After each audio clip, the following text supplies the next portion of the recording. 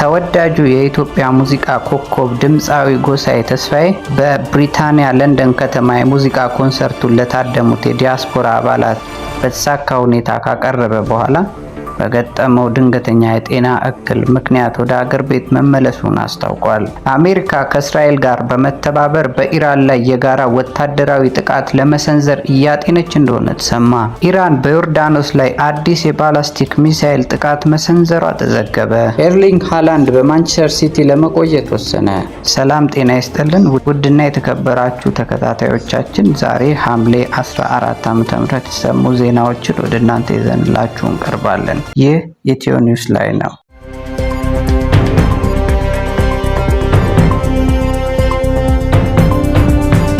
ተወዳጁ የኢትዮጵያ ሙዚቃ ኮከብ ድምፃዊ ጎሳዬ ተስፋዬ በታላቋ ብሪታንያ ለንደን ከተማ የሙዚቃ ኮንሰርቱን ለታደሙት የዲያስፖራ ማህበረሰብ አባላት በተሳካ ሁኔታ አቅርቦ ካጠናቀቀ በኋላ በገጠመው ድንገተኛ የጤና እክል ምክንያት ወደ አገር ቤት መመለሱን አስታወቀ።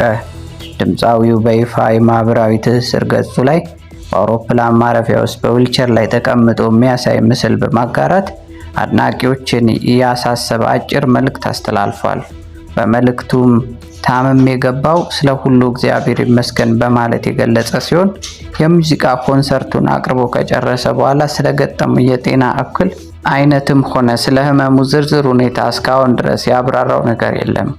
ጎሳዬ ተስፋዬ በኢትዮጵያ ዘመናዊ ሙዚቃ ኢንዱስትሪ ውስጥ ላለፉት 2 አስርት ዓመታት ጉልህ ስፍራ ከሚሰጣቸው በልዩ የድምፅ ቃናውና ለተወዳጅ የፍቅር ዜማዎች ከፍተኛ አድናቆትን ካተረፉ ታላላቅ አርቲስቶች አንዱ እንደሆነ ይታወቃል።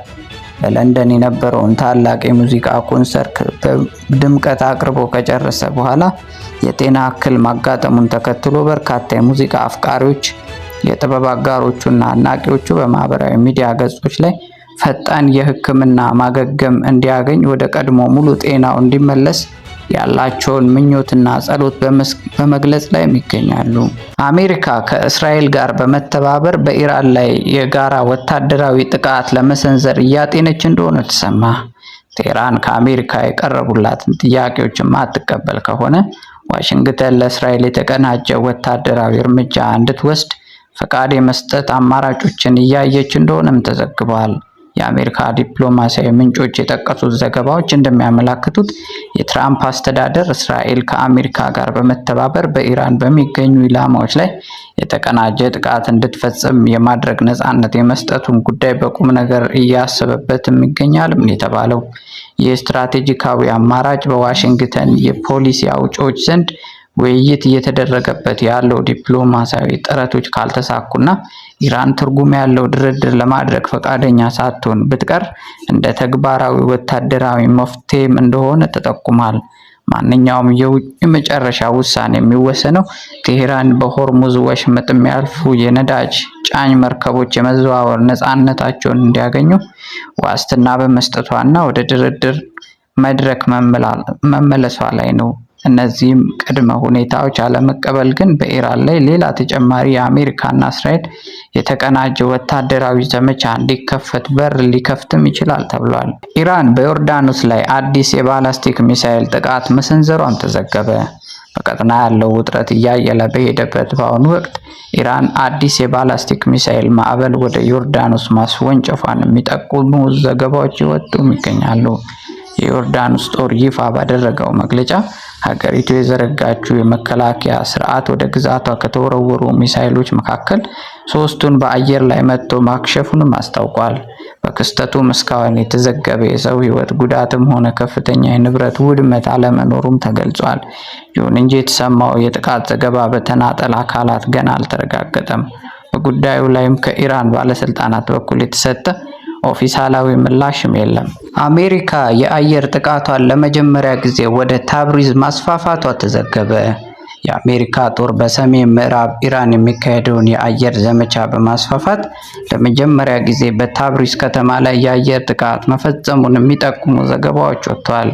የወጡ ዘገባዎች እንደሚያመላክቱት ከሆነ የጥቃቱ ዋና ኢላማ የኢራን እስላማዊ አብዮታዊ ዘብ ኮርፕስ ከመሬት በታች የሚገኙ የሚሳኤል ተቋማትን ያንቀሳቅስባቸዋል ተብሎ የሚገመቱ ቦታዎች ናቸው። እስካሁን ባለው መረጃ ጥቃቱ መፈጸሙ ሆነ የተመቱት ቦታዎች በተናጠል የተረጋገጡ እንዳልሆኑም ተገልጿል። በተጨማሪም ጥቃቱ ምክንያት በሰው ሕይወትም ሆነ በንብረት ላይ ስለደረሰው ጉዳት የተሰጠ ይፋዊ ግምገማም የለም። የኢትዮጵያ ፌዴራል ፖሊስ 17 አደገኛ የሰዎች አዘዋዋሪዎችን በቁጥጥር ስር አዋለ። የኢትዮጵያ ፌዴራል ፖሊስ በምስራቅ ሀገራችን በኩል በጅቡቲና በየመን አድርገው ወደ ሳውዲ አረቢያ ሰዎችን በህገወጥ መንገድ ሲልኩ የቆዩ ከተጎጂዎች ከ1 ቢሊዮን ብር በላይ የተቀበሉ ከአደገኛ ህገወጥ አዘዋዋሪዎች መሐመድ ጣይር አደን ወይም ደግሞ ወርድ የሚመሩ የተደራጁ 17 የወንጀል ቡድን አባላትን በቁጥጥር ስር አውሎ የምርመራ መዝገብ በሰውና በሰነድ ማስረጃ በማደራጀት ለፍትህ ሚኒስቴር መላኩን አስታወቀ። የኢትዮጵያ ፌዴራል ፖሊስ ባሰባሰበው የሰውና የሰነድ ማስረጃ ተጠርጣሪዎቹ በሰው ልጅ በመነገድ በማሰብ የወንጀል ድርጊትን በማደራጀት በወንጀል ድርጊት ውስጥ በከፍተኛ ደረጃ መሳተፋቸውን በምርመራ መዝገቡ ማጣራቱም ተገልጿል። ተጠርጣሪዎቹ የህገ ወጥ የሰዎች ዝውውር መረብ በመዘርጋት ተጎጂዎች የየመን በኩል ወደ ሳውዲ አረቢያ ገብተው የተሻለ ኑሮ እንደሚኖሩ ሐሰተኛ ተስፋ በመስጠትና በማሳመን ከተለያዩ የሀገራችን አካባቢዎች በደላሎች አማካኝነት ተጎጂዎችን በመመልመል ሲልኩ መቆየታቸውን ፖሊስ አረጋግጧል። በምርመራ መዝገቡ እንደተመለከተው በህገወጥ መንገድ የተወሰዱ ተጎጂዎች የኢትዮጵያን ድንበር እንደተሻገሩ ወደ የመን ተወስደው በየመን ሀገር ውስጥ በሚገኙ ለዚሁ ዓላማ የተዘጋጁ መጋዘኖች ታጉረው ከፍተኛ ኢሰብአዊ ድርጊቶች ይፈጸሙባቸው ነበር።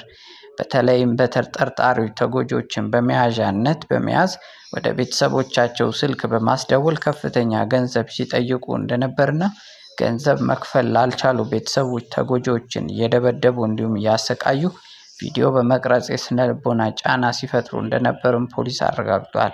በዚህም መሰረት የኢትዮጵያ ፌዴራል ፖሊስ ከፍትህ ሚኒስቴር ከብሔራዊ መረጃና ደህንነት አገልግሎት እንዲሁም ከሌሎች ባለድርሻ አካላት ጋር በቅንጅት ባደረገው ጠንካራ ክትትልና ምርመራ በርካታ ከባባድ ግኝቶችን ይፋ አድርጓል። ከነዚህም መካከል ህገወጥ አዘዋዋሪዎቹ ከተጎጂዎቹ 1 ቢሊዮን ብር በላይ በህገወጥ መንገድ መቀበላቸውን፣ ከ40 ሺህ በላይ ሰዎችን በህገወጥ መንገድ ማዘዋወራቸውን፣ ከ60 ሰዎች በላይ ለህልፈተ ህይወት መዳረጋቸውን እንዲሁም በርካታ ሴቶች መደፈራቸውንም በምርመራ ማረጋገጡ ተደርሶበታል። አስቶን ቪላ ጃኦ ጎሜዝን ከወልቭስ አስፈረመ።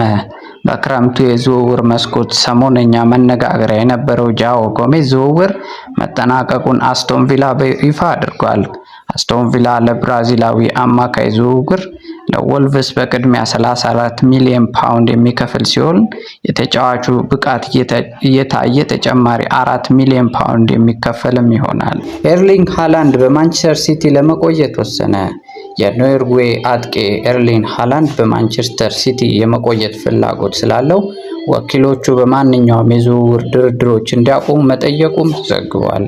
እንደ መረጃዎች ዘገባ ከሆነ አጥቂው በዚህ ክረምት የዝውውር መስኮት ክለቡን የመልቀቅ ፍላጎት የሌለው ሲሆን ከማንቸስተር ሲቲ ጋር ያለው ኮንትራትም እስከ 2034 ድረስ የሚያቆየው ነው። ሃላንድ በዚህ ክረምት ከማንቸስተር ሲቲ የመልቀቅ እቅድም የለውም። የዝውውር ንግግሮችም ሙሉ በሙሉ እንዲሰረዙ አዟል። ተጫዋቹ እንደ አውሮፓውያን አቆጣጠር በ2027 የመልቀቅ ወይም የመቆየት የወደፊት እድሉን እንደገና ለመገምገም እንደ ዋና ወሳኝ ዓመት ይዞታል። በዚያም ጊዜ ተጫዋቹ በ2027 የመልቀቅ ወይም የመቆየት የወደፊት እድሉን እንደገና ለመገምገም እንደ ዋነኛ ወሳኝ ዓመት ይዞታልም ተብሏል። ሞርጋን ሮጀርስ በ117 ሚሊዮን ፓውንድ ወደ ቼልሲ ተቀላቀለ። የእንግሊዙ ታዋቂ ትራንስፈር ዘጋቢ ፋብሪዚዮ ሮማኖ እንዳረጋገጠው ቼልሲ ከአስቶን ቪላ የ2 ዓመቱን አጥቂ ሞርጋን ሮጀርስን በይፋ አስፈርሟል። ዝውውሩ በጠቅላላ 117 ሚሊዮን ፓውንድ ክፍያ የተፈጸመ ሲሆን ምንም አይነት ተጨማሪ ወይም አድኦንስ ክፍያዎችን ያካተተ አይደለም። ተጫዋቹ እስከ ሰኔ 2032 የሚያቆየውን የ6 ዓመት ውል የፈረመ ሲሆን እስከ ሰኔ 2033 ሊራዘም እንደሚችል ተጨማሪ አማራጭ ወይም ኦፕሽንም ተካቷል። ተጫዋቹ የሕክምና ምርመራውን በስኬት ያጠናቀቀ ሲሆን በዛሬው ዕለት ውሉን በይፋ ፈርሟል። ሂር ዊ ጎ ዝውውሩ ሙሉ በሙሉ መረጋገጡም ተገልጿል።